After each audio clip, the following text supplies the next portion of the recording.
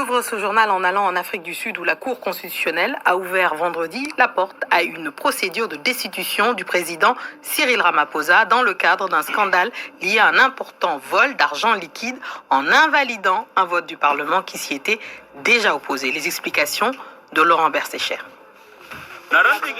Un nouveau rebondissement judiciaire, 3 ans et demi après l'abandon d'une procédure de destitution contre Cyril Ramaphosa.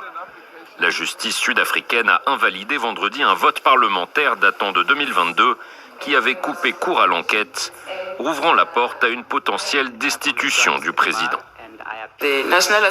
Le vote de l'Assemblée nationale doit être écarté, car mené sur des bases invalides qui ont empêché les parlementaires d'évaluer les éléments pouvant conduire à une destitution.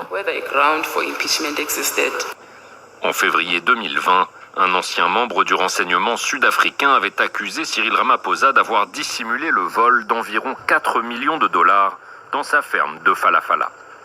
Soupçonné de blanchiment d'argent et d'évasion fiscale, le président avait fini par déclarer le cambriolage, affirmant s'être fait dérober 500 000 dollars qui provenaient selon lui d'une vente légitime de bétail. Un rapport parlementaire le mettant en cause avait finalement été débouté par l'Assemblée nationale, encore majoritairement aux mains de l'ANC. Mais le parti présidentiel a depuis perdu sa majorité absolue, poussant l'opposition sud-africaine à lancer une nouvelle procédure contre Ramaphosa. L'opposant Julius Malema a salué vendredi la décision de la Cour constitutionnelle et appelé à la démission du président.